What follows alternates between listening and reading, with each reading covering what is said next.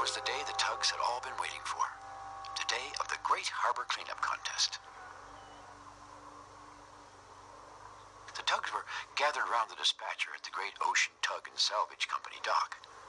The dispatcher was going to be the judge, and as the harbor master, I had given a special blue and green flag to go to the winner.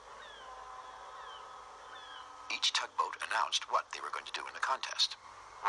"I'm going to speak to some of the ships and boats and ask them not to throw litter in the water," said Emily proudly. "I'm going to use my underwater sonar machine to find junk on the bottom of the harbor," declared Theodore.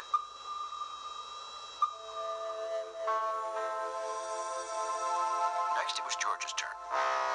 "I'm going to tow some of the rusty wreck to the scrapyards," he boomed. Then Hank told everyone what he was going to do. He cleared his throat once and let out a little smoke.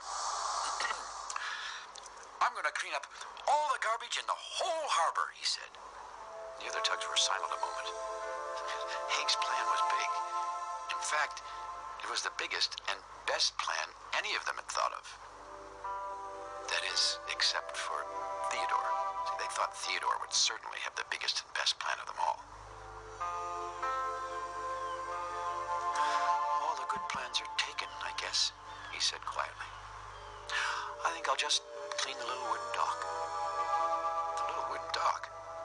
The other Tugs didn't think that was much of a plan. Theodore's plan seemed so small, and the others were so big. How would he ever win the contest? Theodore was sad. Lily the lighthouse blew her foghorn to officially begin the Great Harbour Clean-Up Contest, and the Tugs set off. All except for Theodore, who only floated slowly towards the little wooden dock. Emily asked Fillmore the ferry to tell his passengers to please not throw their litter in the harbor. Theodore was pulling Bonavista barge along, and she had her special lifting crane.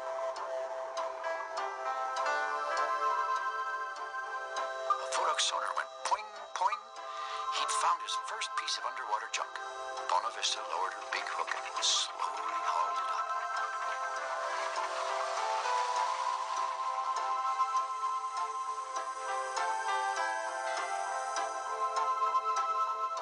George began to pull pieces of the rusty wreck up onto his deck using his strong towing rope. Hank began his big plan. He searched and he searched, and finally he found what he was looking for. An old fishing net. Meanwhile, Theodore was using his bumpers to scrub and rub away the grime and gunk on the little wooden dock. "It's a very small plan, really," he said to himself. "And I probably won't win the contest. Oh, well." Around noon that day, the Tugs returned to the Great Ocean Dock to have a little rest. They were eager to report to the dispatcher about everything they had done in the contest so far. "I spoke to 7 ships, and they all promised not to litter or empty their dirty water in the harbor anymore," said Emily. "I found a junk car, lots of old oil drums, and some bumpers," announced Theodore. Now it was George's turn. "I've almost finished towing some of the rusty wreck to the scrapyards," he roared. Everyone turned to Hank. All morning long, the Tugs had been keeping their eye on him, and they were all very puzzled. None of them knew quite what it was he had actually done. Hank smiled calmly and told the dispatcher, "I have finished getting ready to begin cleaning up."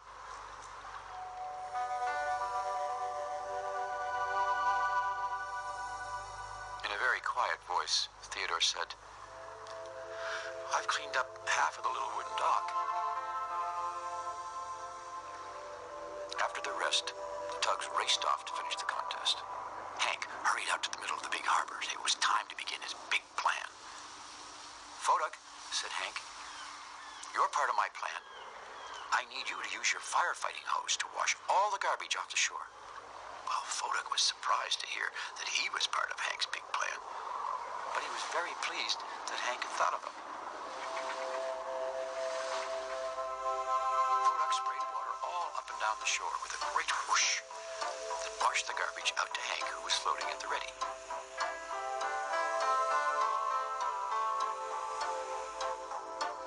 Later, Theodore began to think to himself, "Hank is going to clean up all the garbage in the whole harbor.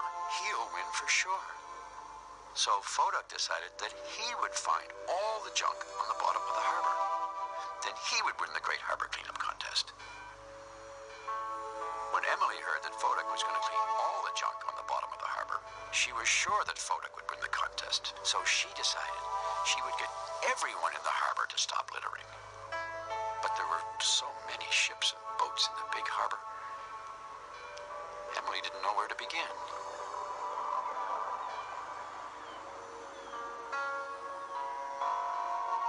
Well, when George heard what Emily was doing, he decided to move the whole rusty wreck to the scrapyards.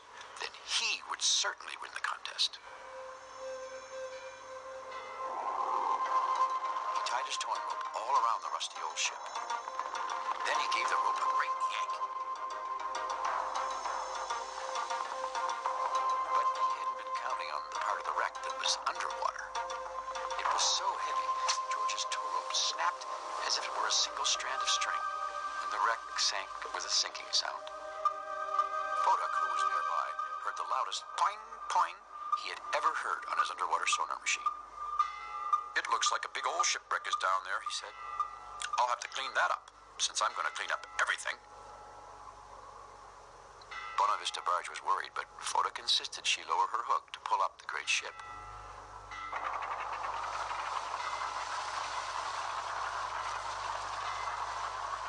But she couldn't.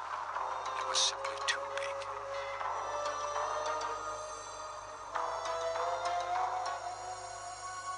Meanwhile, our friend Hank was proudly motoring along, gathering garbage in the old fishing net which he had lowered into the water behind him.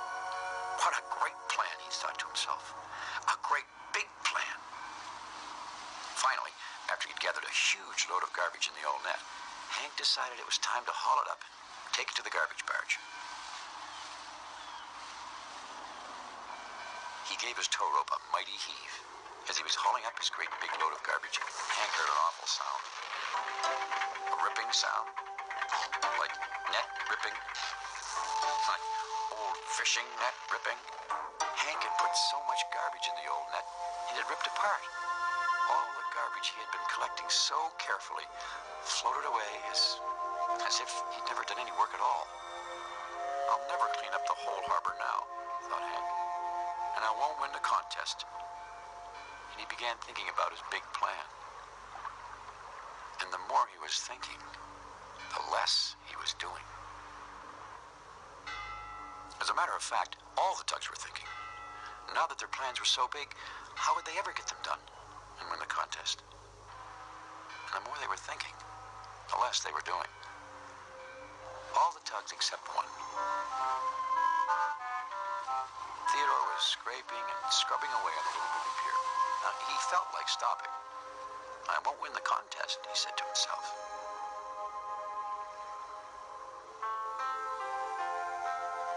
But he reminded himself that a tugboat never gives up.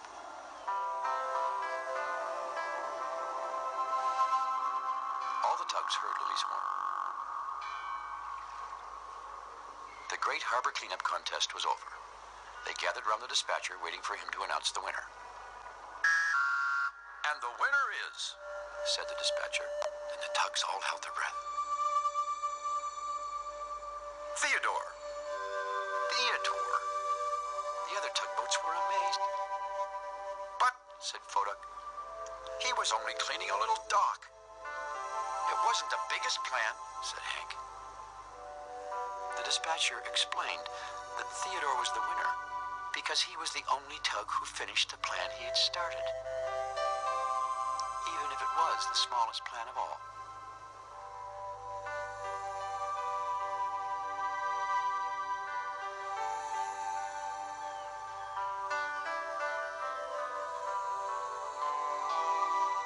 After that, the tugboats headed out into the harbor to begin work, with Theodore flying my blue and green winner's flag. They were just passing by the sandy beach. Theodore saw that the beach was still covered in garbage. Then he saw an old sandcastle, and he remembered. In all the excitement of trying to win the contest, The Tugs had forgotten all about why they had the contest in the first place. The children. They still hadn't come back. Theodore began to think. He was thinking about the Great Harbour Clean-Up Contest and big plans and small plans, but most of all he was thinking about the children. The more he was thinking, the louder he raced his engine. And the louder he raced his engine, the faster his propeller went spinning and the faster Theodore went. What was he doing? Theodore, cried the others. It looked like he might crash right into the beach. At the last moment, Theodore turned sharply from the beach, making a big wave that splashed up on the sand, and it washed some of the garbage into the water.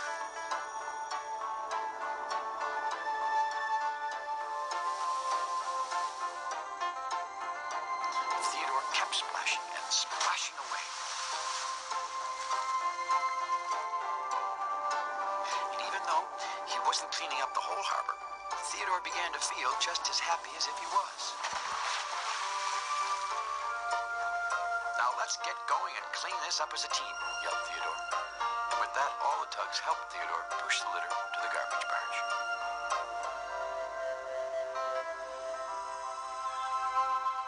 A little later, just as the afternoon was putting on a golden scarf for dinner, the Tugs were on their way home from work when they saw a wonderful sight.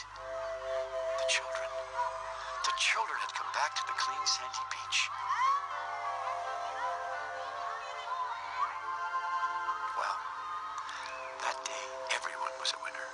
The Tugs and the children, everyone in the big harbor.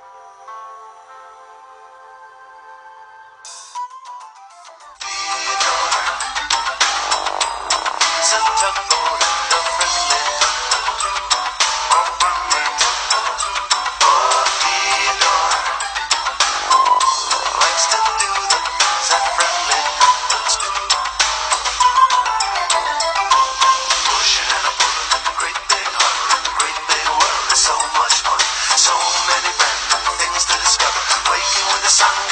job done.